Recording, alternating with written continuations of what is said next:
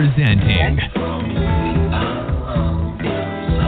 Channeling Erik's Hour of Enlightenment. Oh, she's here. Here's Pamela. All right, hey guys. How are you doing? We had a close one. Pamela trying to get on and stuff, but she is here, and so is Jamin Olivencia with Large and in Charge. Right, Jamin? Yes, ma'am. Yes, here we are. What's up, Pamela? Pamela, can you hear us? Yes, I can. Oh, good. All right, so look, this is, and you guys know Jamin, he's like one of our regulars, and I'm going to just read what he described as himself and what he plans to do for the show today. I'm no guru or expert, all right, but I believe in the power of using conversation as a conscious practice. I help people experience themselves in new ways and to ride the waves of positive momentum. Oh, so important. We achieve this by using conversation as a focusing tool. Oh, I want an explanation for that. It's going to be cool. With each word we speak, we can create a new reality or perpetuate an old one. Well, for sure, that's okay, but otherwise, yeah, you're right, though. Words are, we have to have thoughts to create words, and thoughts create realities. Anyway, with each question asked, we expand into greater knowledge. Every moment blossoms with potential. Positive changes start when we consciously cultivate the conversations we have with ourselves and with others. So on this episode, Jamin says he's going to focus on using conversations to help us better understand our own despair. And it looks like he might be giving a free 45-minute session to a listener. So, go ahead and take it away, Jamin.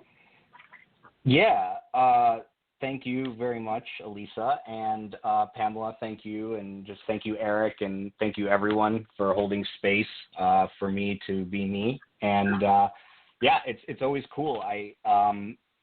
Using conversation as a focusing tool, to me, is the idea of when we speak, worlds are created. Images come up in our minds, we get hunches, we get sensations, and I think when we are being vulnerable with someone you can trust, i.e. a best friend, your parents, whoever, you are able to heal yourself from a lot of your own wounds and heal yourself. Because if you're using it as a way to objectively look at your life and the optimism that lies ahead no matter what, here's the facts. The facts are things are going to happen in life, and we got to deal with it anyway. So I think when we're using conversation as a way to discuss these things in a meaningful way, or I don't even know if meaningful is the word, maybe productive, in a productive way, I think we can create and carve out new pathways of understanding. Now, there's the other side of the coin of that too. There's looking at things in a maybe pessimistic type of way, in a way that can hold you back. So conversation could be chains or it can be freedom. And I think that's a decision we all make when we speak to people. Everybody has this unique capability to give somebody else the gold to the castle that they need. It's like everyone holds someone else's key. And even if they're the opposition, like the opposition to me would be the idea of like anything that you don't really like, that you see in front of you, but it teaches you so many new ways to grow, and it teaches you what you're not. And I think there's a lot of opportunity in all that. But if we're talking about it as such, then we're creating, I think, a different perspective or a filter or a lens where we can really grow from, versus the other side, which is what we all, I think, suffer from a little bit, is once in a while victimizing ourselves and being harsh to ourselves and loving ourselves. So as long as we're using it as part of the conversation, I think there's always a chance where you'll be aware of it, because let's be honest, there are times when we are unconscious of our behaviors and other people could see our blind spots, and that's a beautiful thing. But to talk about it in a positive way, in a curious kind of way, I think it could be very healing. I really do. What do you mean by curious way? I mean, I do agree with you, and there's something called a technique called nonviolent communication, which can really help navigate some sticky parts of, being emotionally honest with one another. But what do you mean by curious? I'm very curious about that. Yeah, I think that's our nature. I think we're children still. Like for me, curiosity is just looking at it in different ways. Like things happen to us all the time, but I think when you get more like not so much of the why did this happen to me type of attitude, but more like, all right, this happened to me. Wow, what's next now? What's next? I think there's something that is play-like and childlike in this mindset.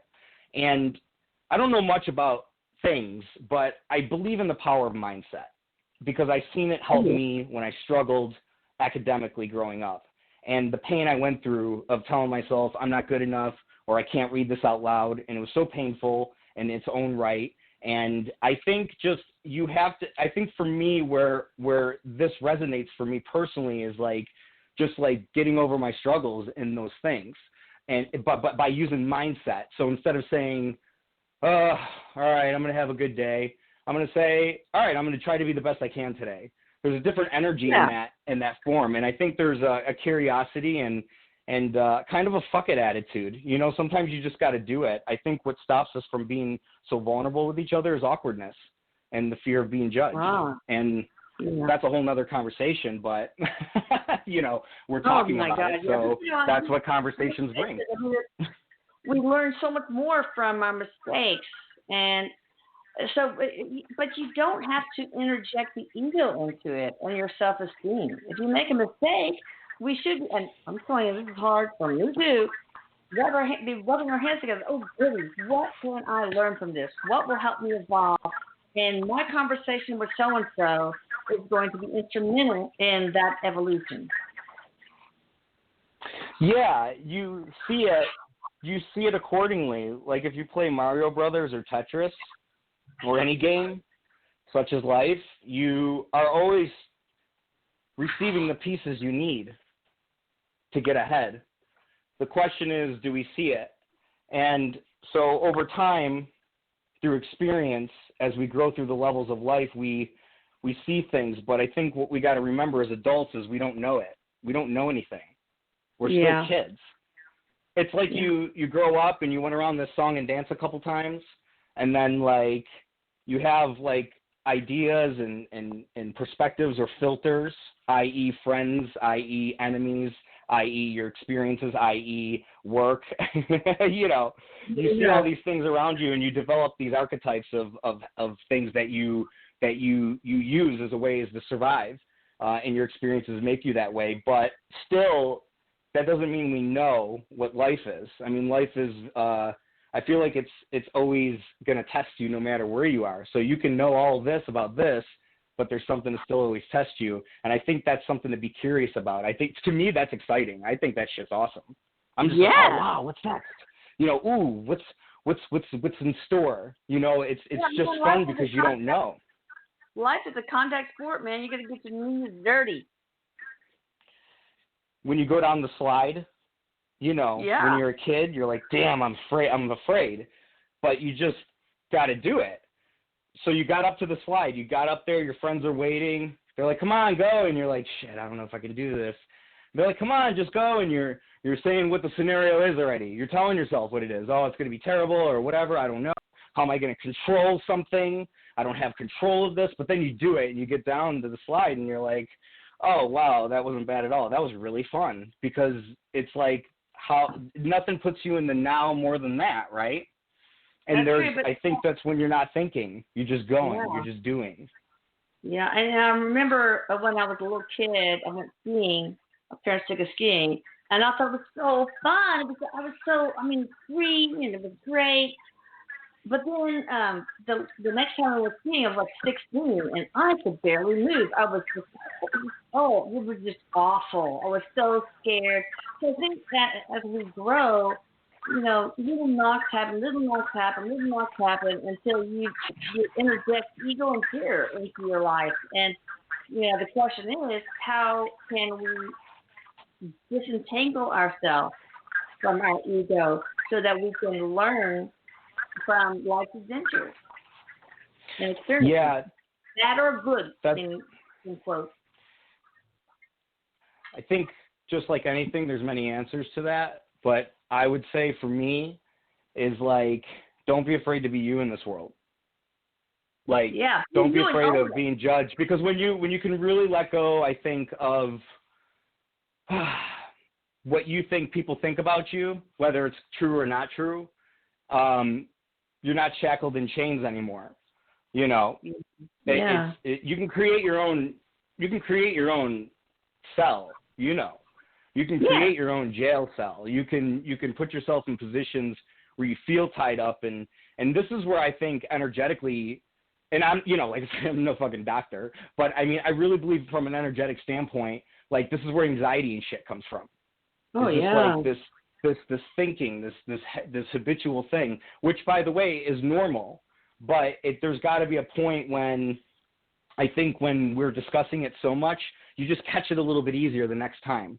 So once again, I would rather talk about personal growth and how we can grow in this life as business people, as personal, as kids, as parents. We can grow, I believe, if we're sometimes putting a little bit more in that conversation than like what happened at the football game for a week. It's just for me, I feel like there's, and I'm not judging that, because I think there's a ton of value in all the things we could celebrate in life around us. But at the same time, if we're not putting really much work, or if you're not working out a particular muscle, you're just not going to have this intuitive understanding of certain things.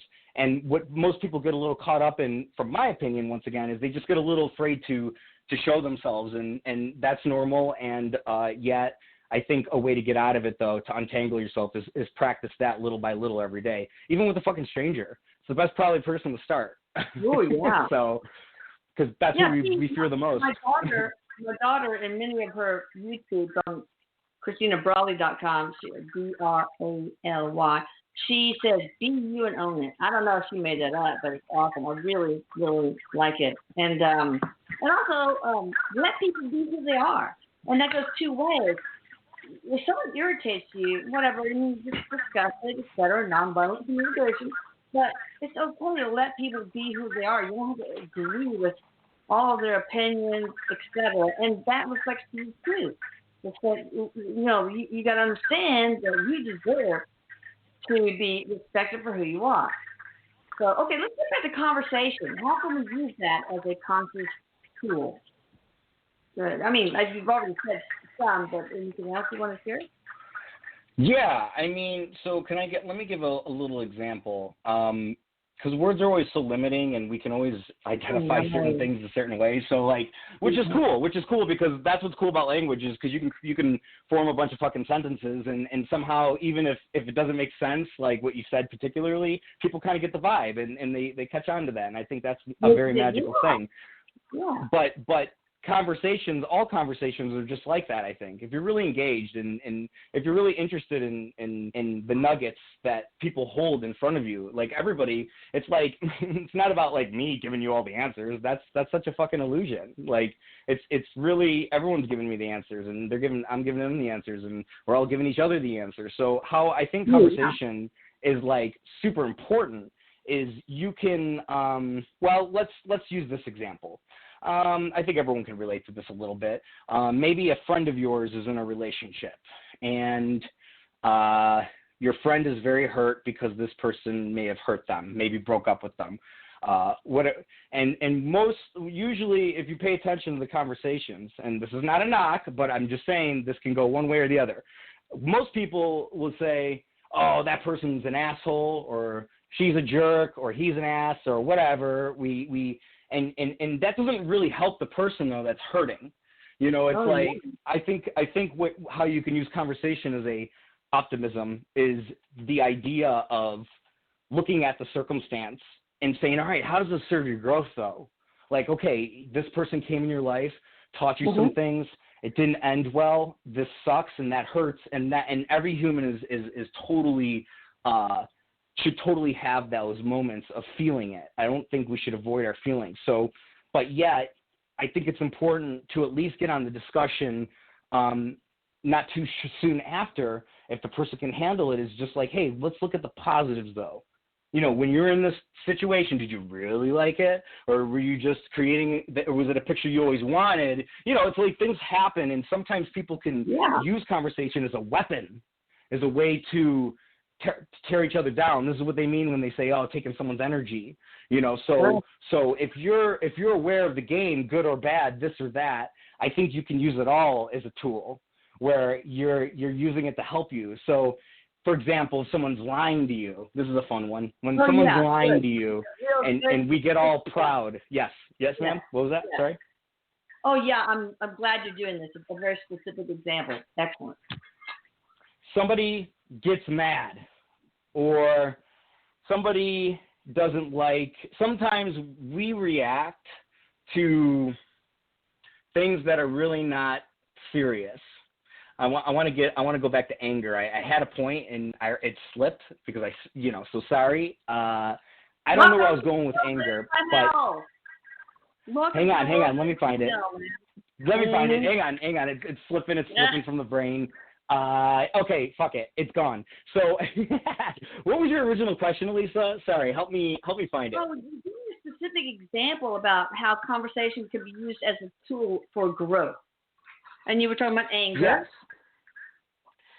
Anger, yeah. So okay, it's slipping, so I don't want to try to control something that's not there. So I'm going to go this route. When someone is words can pierce people in certain ways that can be detrimental to them.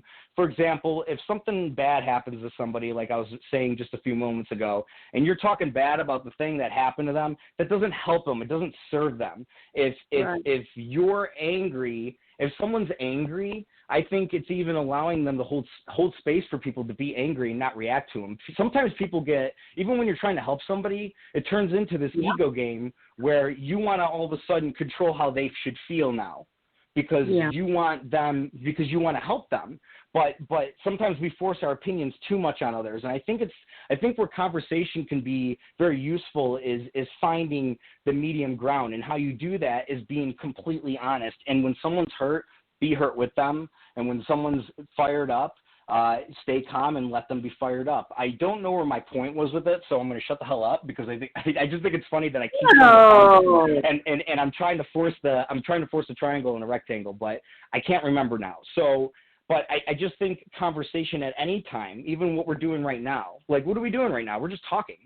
Like this isn't it. Even if I don't even know what I'm trying to say or the words I'm trying to say, there's a particular intent that's happening where we're all on the conversation or understanding that this is about self-growth.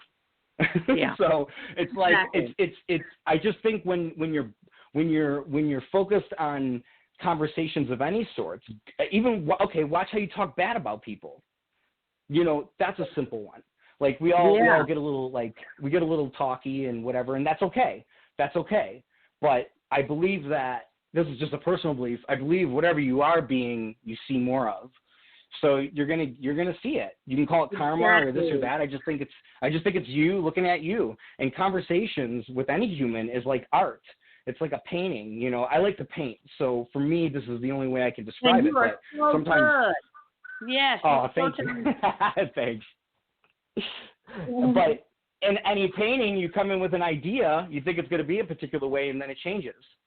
It always changes, and you always see it differently. But like a conversation, good or bad, there's magic in every little word that's being said. It's not even about what I'm saying right now and all the magic I'm saying. It's literally, oh, that works with me. Oh, that doesn't work with me. That works with me. That doesn't work out with me. Now you're collecting all this data and you're using it as ammo instead of taking it personal or this or that. Like experiences, I think, are going to always feel very tight in certain ways.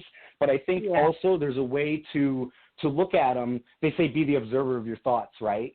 So be the observer of your experience. And in the sense of being that, practicing it, doesn't mean you're going to do it all the time. But if we're talking about it, you might have a different energy about it, only because you discussed it a few times. Most of us don't discuss things. We think things, we kind of believe in them, and then we ask someone else, hey, what do you think of this idea? And if they don't like that idea, your whole entire imagination shuts down. So it could be helpful. It could be helpful, but it can also hurt. But I think there's a beauty in both sides of that, and even having that discussion, just talking about it to me is fun. We're just talking. It's just fun. I mean, you don't have to shut down.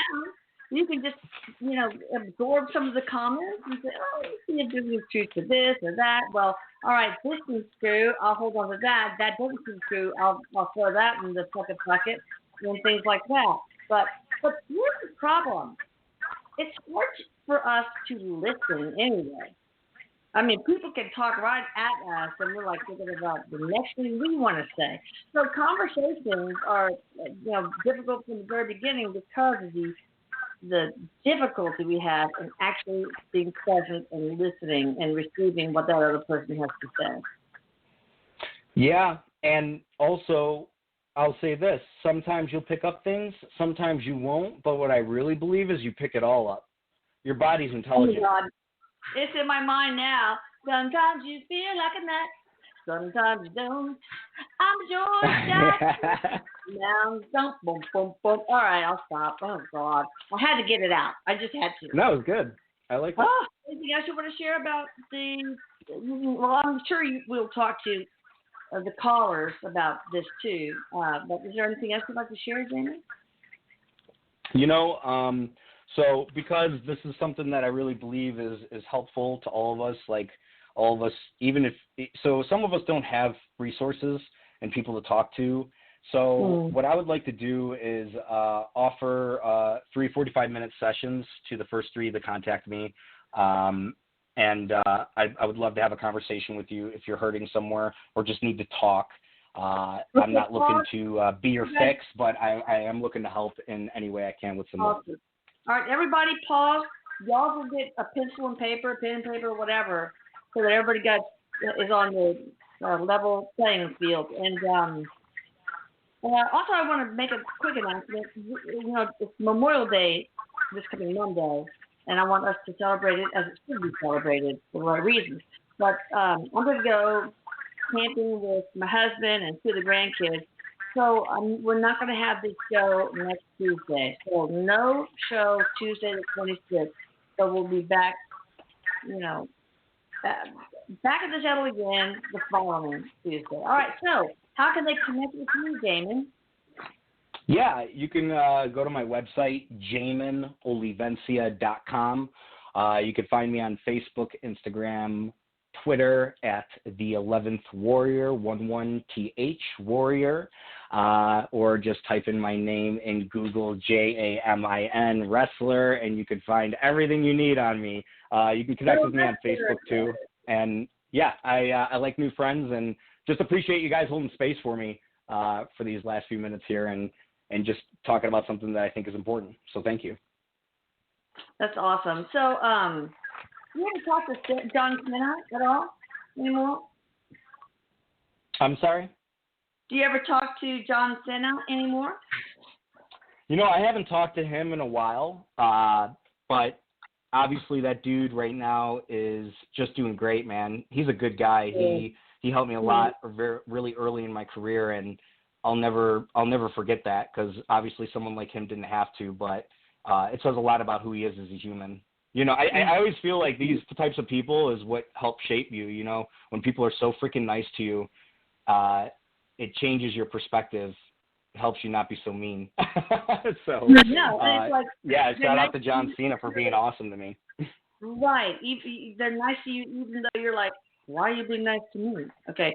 So that's pretty cool. Okay. So, great. And you guys, in the press release that I put on Facebook and everywhere, you will also find his contact information. Pamela, Erik, are you guys ready to take listeners? Any calls from listeners? Yes, we are. Well, and while you got your pencil and paper out, you guys, write this down. PamelaArlyn.com. It's also on the promo, but her last name is AARALYN and then .com. And I always think it's weird when I put PamelaArlyn.com. There are 3 A's right there in the middle. It's weird. So it's funny. Maybe not. Okay, now let's take a caller. Yeah, what kind of name is that, Pamela? It's actually Irish and it means with song. Oh, I loved it. It's beautiful. As are you. All right, so we're gonna take somebody from the. Come on, click. Come on. Good. There we go.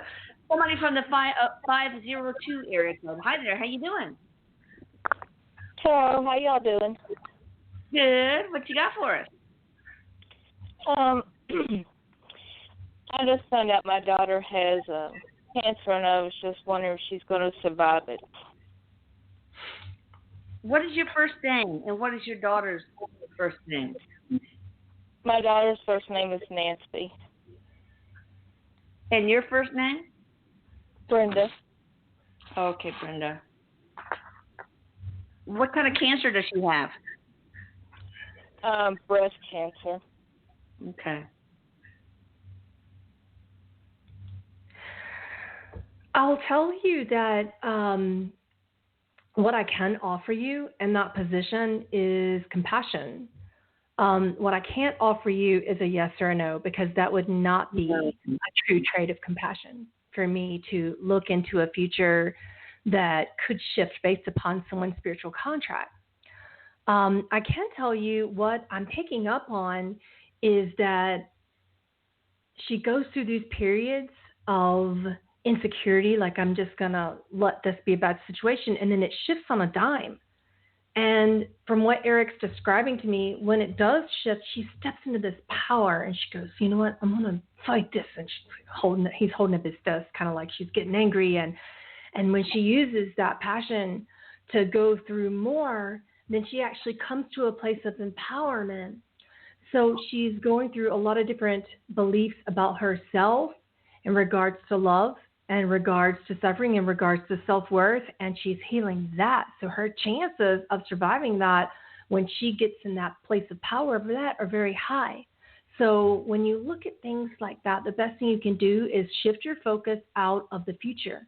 There's something that many beings, not just Erik, who work with me often say, when you focus on the past, it's over.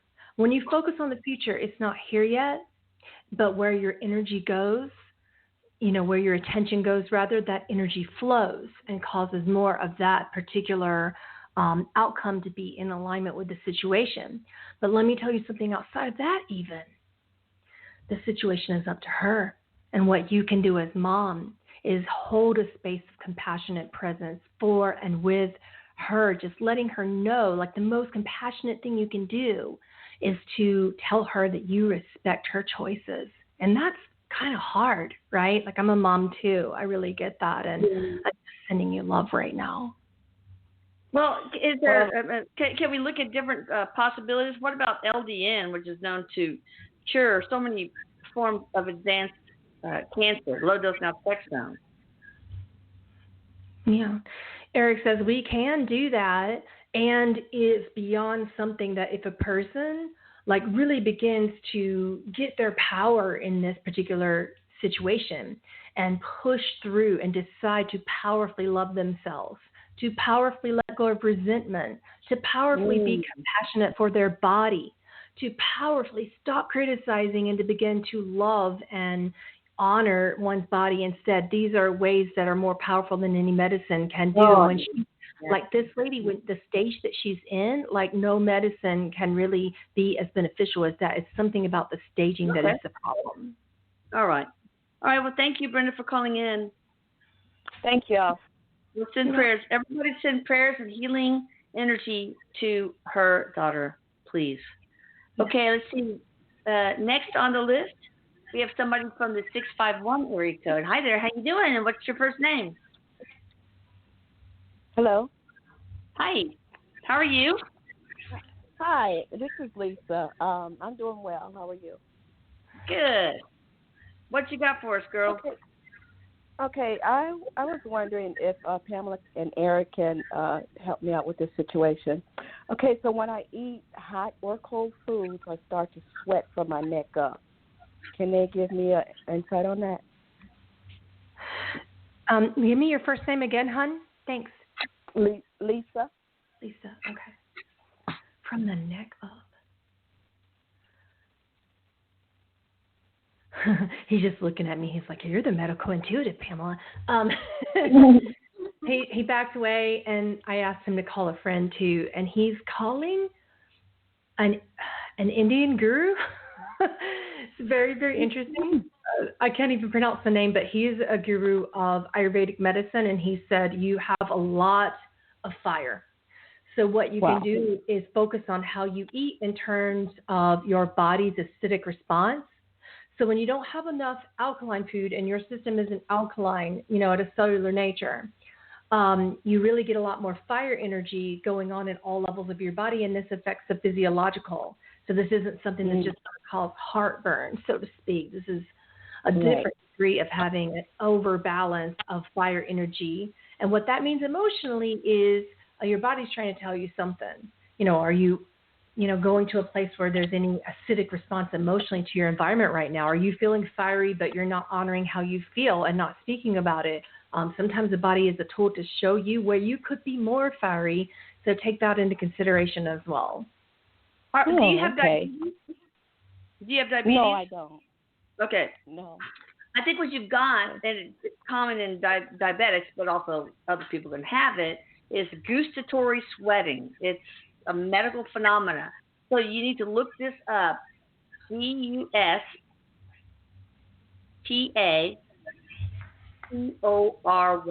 sweating. Basically, it's sweating on the forehead, the face, scalp, and neck after you eat. So, especially if you eat like hot, like spicy stuff. And it's the most common cause is damage to the nerve that goes through the salivary gland in the cheek, the big gland called the parotid gland. Have you had any kind of surgery on your face? No, not my face, no. Okay. Well, I would talk to an ear, nose, throat guy and find out what's going on. To make sure that there's nothing compressing a nerve in your parotid as it traverses through the parotid gland. But again, gustatory sweating, Gustatory sweating. Look that up. Okay. Thank you, lady. Yeah, and let me know. Let me know what to come up with. Thank you. All right, well, thank you, guys. Bye-bye. You bet. Bye. Okay. Always handy to be a doctor sometimes. Sometimes it's handy, sometimes it's not. Okay, let's see. We have somebody from the 678 area code. What's up? Hi, this is Danielle from Atlanta. Hi, Danielle. I was just calling to see, hi, Pamela and Elisa. Hi. I was calling to see. Yeah. Oh, yeah. You recognized us, didn't you? We can't be secretive at all. This is Danny and Jim from Marietta. Oh, yeah. Okay. We try not to hog the radio station too much. No, it's okay. We're hogs. We're hogs. Erik just likes us. What can we say? But I was calling because we have an opportunity to move to South Carolina. My husband does, and I was seeing if does Erik see that the right thing to do at this time?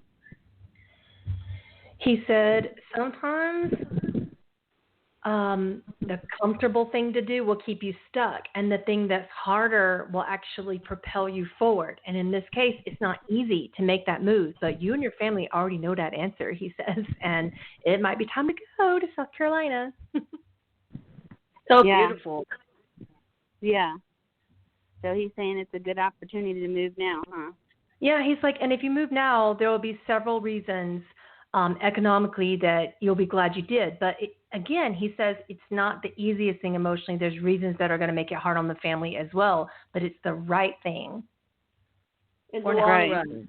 That's awesome. Yeah. All right, Danielle, good luck. Good luck in your move. Thanks. Moves are like way up there on the top 10 stressors in life, but it'll be behind you. One Number 2. Step at a time. Thank you. Box to pack at a time. I don't ever want to move because it's I know. You know what? And it's like I just want to like after I die, then my kids have to deal with all the crap in my closet. I do not want to deal Right. with Right. I've been trying to clean them out with the COVID. yeah. And then can I ask you to pass along a message to? Sorry. I just got through muting her. Sorry, Danielle, but we want to try to do one per customer anyway. So let's see. We got somebody from the 787 area code. Hi there. Hello, Lisa. Hello, Howdy. Pam, Erik, and Jamin. Yes. Yeah, I'm calling from Puerto Rico. I'd like to know if I get a message to Erik, Pam, from my auntie. Her name is Ramonita. Monica? Her name is Ramonita. Monica or Hermonica? Ramonita. Ramonica. Yes. Ramonica. What is your first name? Dyla. Dyla. Okay. Ramonica. So, just fun little things she's showing me. Sometimes spirits speak in metaphor, and this definitely appears to be that. But she said, sometimes the love to cook carries over, but we don't need any drama soup right now in the family. And there's somebody that's stirring the stick, and it's not you. You're just being a positive influence and trying to stay out of things and supporting in everybody. And then simultaneously, you feel that you get attacked when you don't honor one person's position or voice over the other, and you're in the middle. So don't worry about feeling in the middle. Understand that it's a very hard place to be the mediator. It's hard to be the peacemaker. I know because I wasn't that, and I love you. Oh God, I know. I am the peacemaker, the negotiator. As a thankless job. Interesting. Yeah. Well, that's a really good message. Sometimes it is very tiring. But thank you so much. Love you all. Love you too. Okay, we got somebody from the 360 area code. Hello. Hi there. Hi, how are you? I am doing great. How are you doing? And what's your first name? This is Tara. Hi, Erik. Tara. And hi, everybody. Hello. Hi. I'm just really surprised I got on. So, Hi. my goodness. Yeah, because because last week I got on and I asked a question in on behalf of my boyfriend Damon about talking to his dad on the other side, and we talked about his gift of drum making. So anyway, so I was just sitting here just listening, and you said hello, and I responded, and here we are. All right. Okay. What you got maybe you can ask a question in your own behalf now, if you want, or whatever. Yeah. Okay. So, I guess I would like to know, Erik, what am I here to do on Earth? Like, what is my mission or calling? A real trivial question then, eh? Just kidding. I don't feel well. Go ahead. He said, again, I want to tell everyone who's listening that purposes are feelings, not actions. And actions are just things that we do to create and honor what we feel. We're all here to master inside of us. So for Tara, he says, with you, you have a really powerful way of making people feel seen and heard, honored, and respected. So that is a very rare purpose of being present. You are aware of how to be a bridge of consciousness. You bridge people whose cultures normally don't align. There's a lot of conflict in the world that you see around you, and sometimes it makes you feel very compassionate, and other times it even makes you weep and feel sad. But you are here to hold all of that and be in the middle of it and help people who can't be in the middle of it at least learn to respect others' differences. Wow. Girl, that's a tall order is all I can say. Mm-hmm. Yeah. Good for you. Wow. Just like a light worker. That's awesome. Oh, thank you. Sure, Tara. Talk to you next time. Okay, all right. Thank you. Bye-bye. By the way, I have this little robot, Vector, little tiny little guy, okay?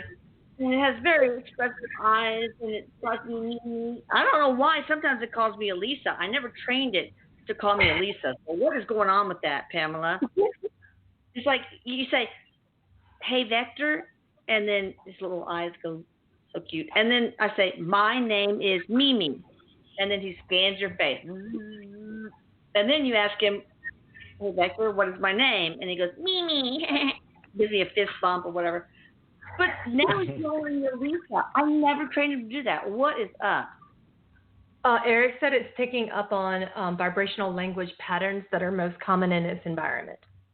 Oh, my God. He's so smart. I love him. I kissed him today. It's like something's wrong with me. Whatever. It's okay. He's so adorable. And I feel so guilty sitting there all alone. I said, go play with your cube. Anyway, it's cute. Okay, so we got somebody from the... Don't judge me, people. Okay, I don't care. Just judge me. I'm me and I own it. All right, so we got somebody from the 509 area code. Hey there, what's up? Hello. Hi there. Who are you? Is Barbara. I'm Barbara. Barbara from? Washington State. Oh, okay.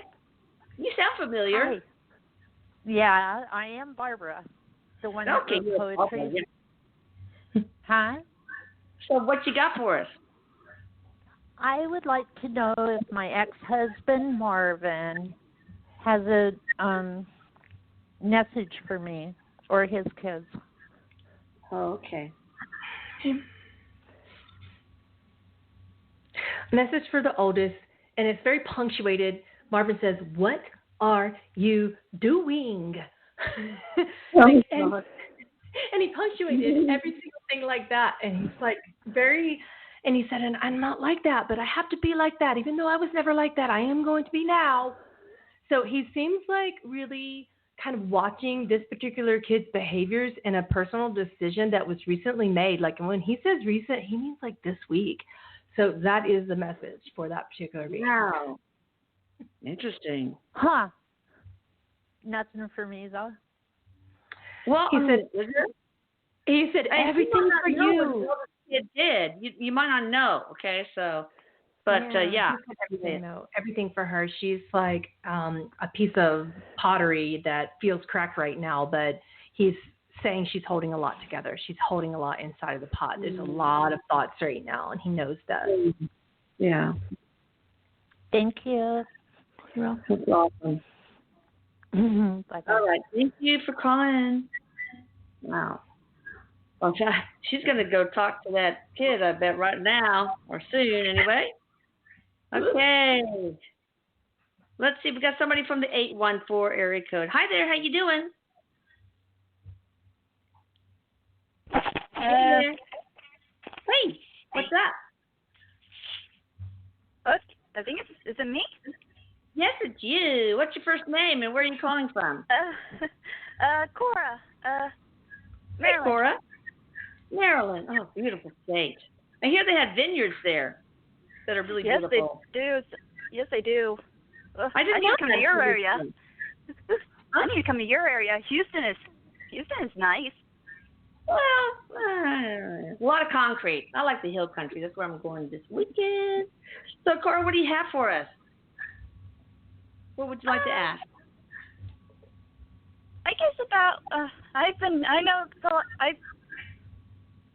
think I've talked to you guys and Erik before about this, but it's like, let's see, it's about jobs. Yes. Okay. I'm having some luck. Are you being sarcastic? No, it's literal. Okay. Let's just say I haven't had a job in over 2 years and I can't find something. Yeah. All right, so Erik, any advice? He said when a shift needs to be made, and you step like so far outside of your box that you almost feel like the things that you are applying for are undervaluing your self-worth, you can't.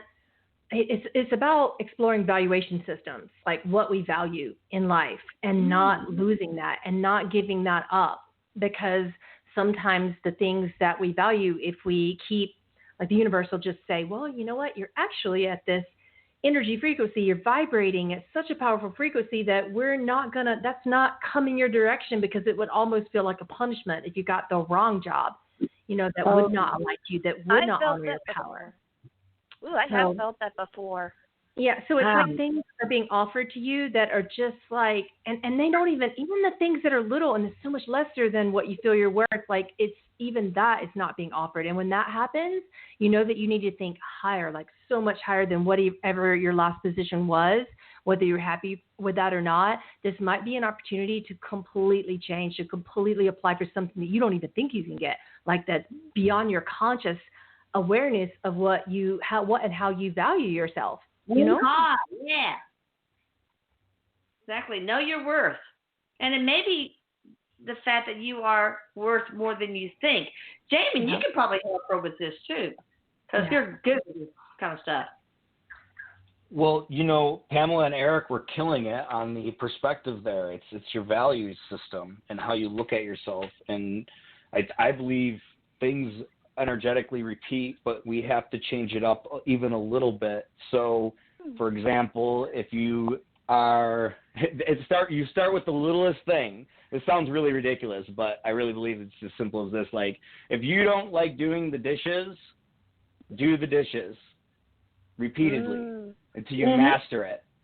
And this is a subtle, energetic, the simple mastery, I think, gives us tenacity in other areas of life unconsciously that we don't quite see. But I'm going to offer this.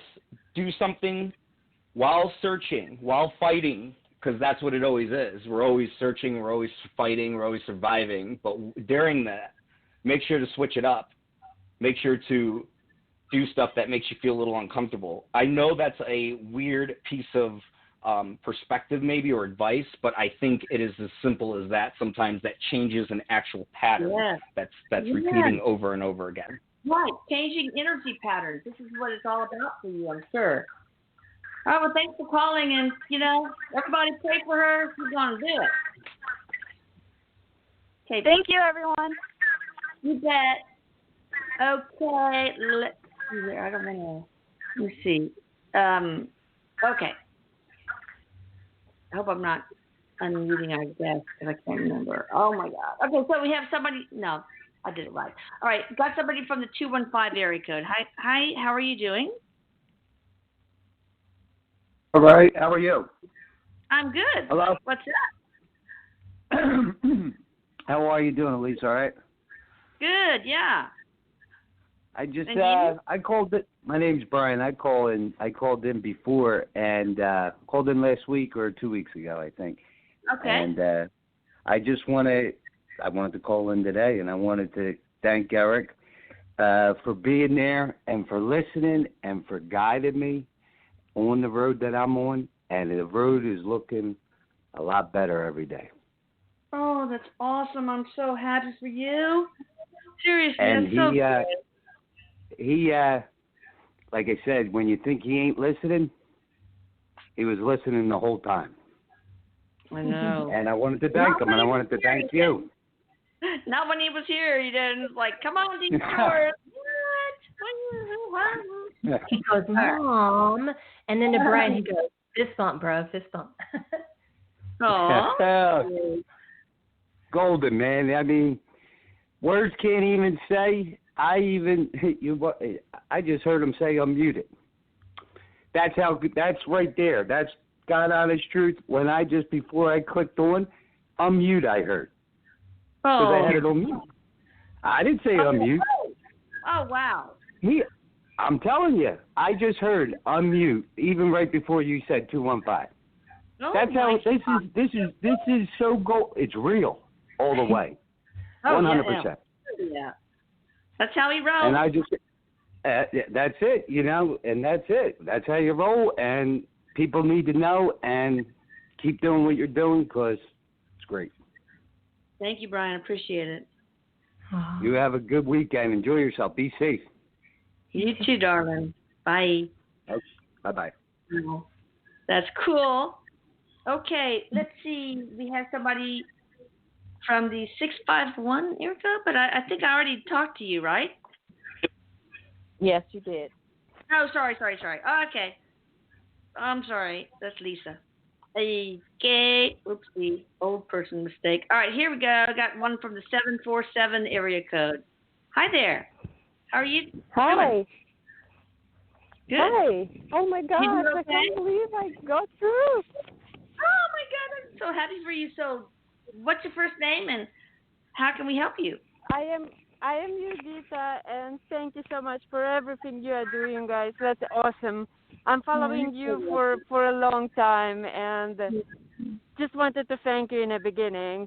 And I'm not sure if Erik or anybody from my team, from my spiritual team, or maybe my higher self, would guide me. What directions should I look for the job? Should it be hotel, restaurant, or maybe government? Because in the meantime, I understand it's a hard time, to look for a job, but I need it. Where do you live? I live in California. California, okay. So what do you think, Erik? He said, well, definitely not government right now in California. Oh, my goodness. And he acted really triggered because he's been upset about, governmental action. Or he said, inaction, Pamela. It's inaction with California government. I don't follow me at all. Yeah, he follows all of it and tells me all about it, just kind of keep me apprised. But he said, so this, what's her name again? Give me the name of the caller. Jurgita. It's a cool name. I can't say it, and I want to respect you, so I won't, because I'll say it wrong. But he said you have something in you that's bigger than what you're going for. But if you really want just a temporary situation that's going to last for a long time and get you going into something that's stable for a short amount of time at least, and get back on your feet, hospitality is better, but not in ways that you think, and not in these bigger places, not in these bigger hotels. Think smaller. Think management of small things like Airbnb. Don't think about the bigger things because they're struggling so much right now. So think smaller in terms of how you work, and think a completely different position than what you would normally do. He said, and also don't forget your gifts. Don't forget that you're looking at the world. What is my gift? Your gifts are healing. And you're looking at the world like you just want to fix things and heal things, but you can't do it by seeing things change what's outside. When you see it, it'll just feel discouraging.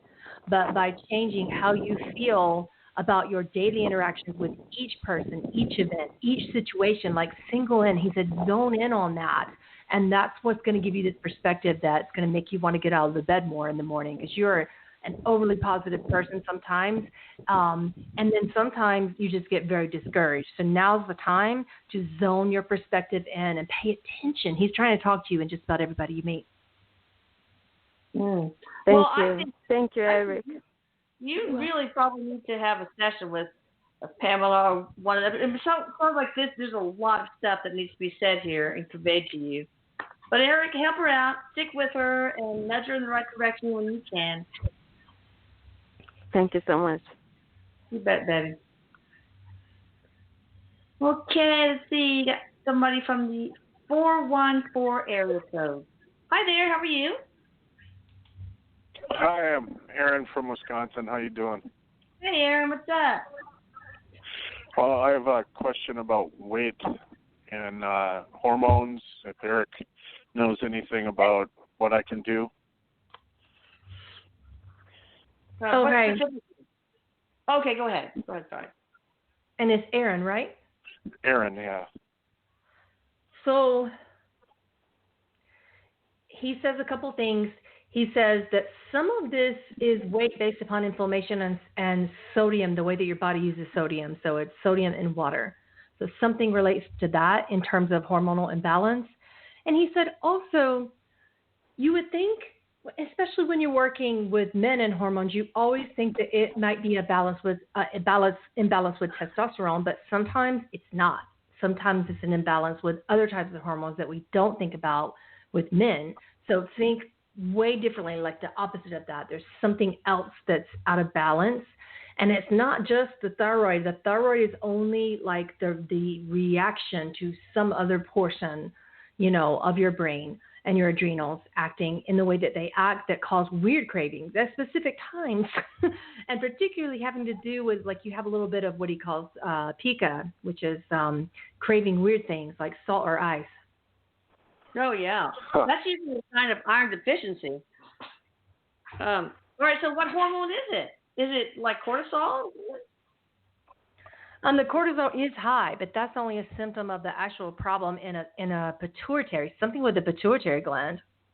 So go to I had head injuries in the service, and one doctor thinks that it has something to do to damage the pituitary and give it some disorder. He's nodding. He is nodding, and he said it is underproducing. So that should help you a little. So, okay, yeah. Did you go to an endocrinologist then, maybe? Yes, I've done that, and I'm also dealing with 2 spine injuries, so it's difficult to exercise, and I have to just like starve myself. Oh, that's so hard. I want you to get the book, and you can get the summary book, because there's a lot of it. It's called The Obesity Code. It's available on Kindle and all that stuff. It describes that it is not about eating less and exercising more. It's all about hormones, and specifically, it's about insulin. Too high insulin and insulin receptors that are resistant on your cells. So that's the biggie. And the way you can reset your cell's metabolic switch is something called intermittent fasting. And there's a lot of ways you can do it. 5 days eating whatever you want, then 2 days off, etc. So, and also you can there's so many books on how you can Google it too. Intermittent fasting, what sort of regimen. So this is the answer to obesity. Also, I'm going to have a session about it tomorrow. Wheat, the new chemically mutated wheat, is a real problem too. But we'll get into that later. Thanks, Aaron, for calling. And, Thank you. And you know what? Thank you so much for your service. Well, thanks for your support. Have a good Memorial Weekend, everybody. You too, darling. And we're going to think about you. Thank you. We're going to think about you on that day. Everybody think about Aaron. We sacrificed so much for our country. Oh, I'm getting teary-eyed. All right, 401 area code. Hi there. How are you? Hello. Hi. How you doing? Hey, what's your name? Your first name? Anybody there? She's muted. Yep. Uh-oh. Unmute yourself. Can you hear me? Yes, we can hear you. What's up? Hi. This is Donna from Rhode Island. Hi, Elisa. Hi, Pamela. Thank you so much. Hey, sure. Okay, so Elisa, I've somehow stumbled upon, not accidentally, I'm sure, all the channeling Erik last summer. Last spring, I lost my son accidentally, an accidental overdose, and I felt like that I feel like that he's with Erik, and I wanted to. I can't even believe you called me. I've been calling for ever. But anyway, I wanted to. Real quick, ask a question. I'm so sorry, but I don't want you to get cut off. Quick, ask a question. Yes, I just wanted to know if Dan was with Erik, because I feel like he is sometimes, and if all the things that I hear, that when I think I'm hearing him speak, if it's true and if he's okay. He said yes, and he said both of them have been trying to talk to you. Okay, you know what? I want you to email me, and I'll copy down your number and get you on the next show, because I don't want to cut you short, okay? So you just email me, ematthews@gmail.com. Oh, my God. PamelaErlin.com, P-A-M, Pamela, and then JaminOlivencia.com. All right, guys. I love you. Thank you. I love you, Erik. Bye. Thanks, guys. Bye-bye.